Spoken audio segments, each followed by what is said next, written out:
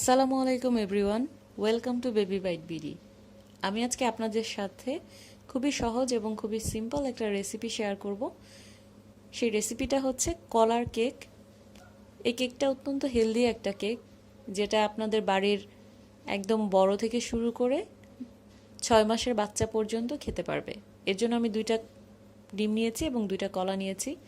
কলা 2টাকে আমি এখন একটা বলে নিয়ে নিচ্ছি, ছিলে নিয়েছি, একটা কাঁটা চামচের সাহায্যে খুব ভালোভাবে ম্যাশ করে নিচ্ছি।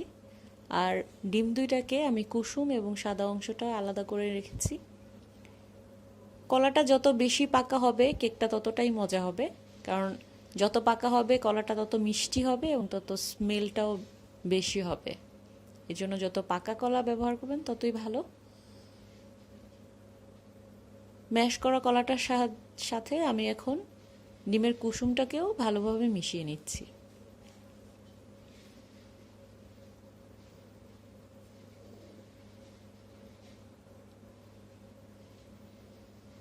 মিশানো হয়ে গেছে।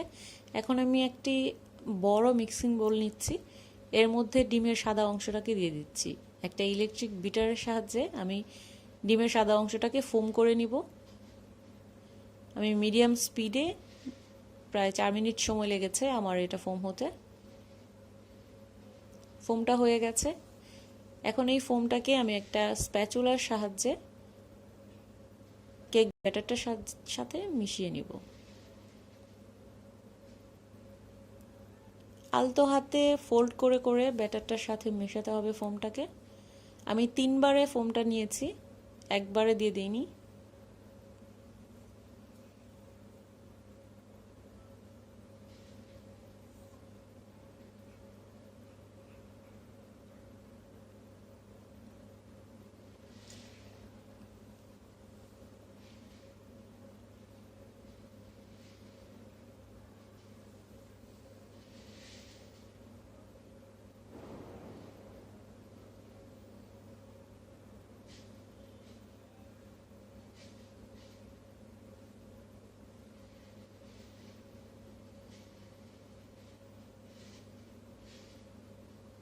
হয়ে গেছে মেশানো, ব্যাটারটা রেডি। এখন আমি একটা কেক মোল্ড নিচ্ছি, টিনের কেক মোল্ড ব্যবহার করেছি আমি আজকে 6 ইঞ্চি সাইজের একটা কেক মোল্ড ব্যবহার করেছি। এর মধ্যে আমি প্রথমে তেল দিয়ে নিয়েছিলাম, তেল দিয়ে মাখিয়ে নিয়েছি। এরপর পার্চমেন্ট পেপারটা দিয়ে দিয়েছি, পেপারটা দিয়েও আমি তেল দিয়ে ঘষে নিয়েছি। এর মধ্যে আমি কেক ব্যাটারটা দিয়ে দিচ্ছি, ঢেলে দিচ্ছি, দিয়ে আমি 3-4 বার ট্যাপ করে দিচ্ছি, যাতে ভেতরে কোনো বাবল থাকলে সেটা ফেটে যায়। অন্যদিকে আমি পাতিলের মধ্যে বালি দিয়ে একটা স্ট্যান্ড বসিয়ে দিয়ে চুলায় বসিয়ে দিয়েছিলাম, 5 মিনিট গরম করে নিয়েছি প্রিহিট ওভেনের মতো। এর মধ্যে আমি কেক মোল্ডটা দিয়ে দিচ্ছি, দিয়ে একটা ঢাকনা দিয়ে ঢেকে দিচ্ছি 20 মিনিটের জন্য। কেকটা হতে খুবই অল্প সময় লাগে, কারণ এত বেশি ইনগ্রিডিয়েন্ট ব্যবহার করা হয় না এটাতে। 20 মিনিট পর ফিরে আসছি। 20 মিনিট পর কেকটা হয়ে গেছে। স্টিকটা একদম ফ্রেশ বের হয়েছে।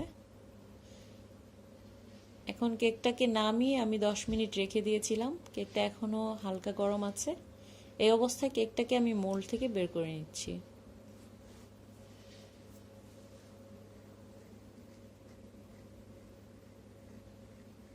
আলতো হাতে কেকটা থেকে পার্চমেন্ট পেপারটাকে বের করে নিচ্ছি।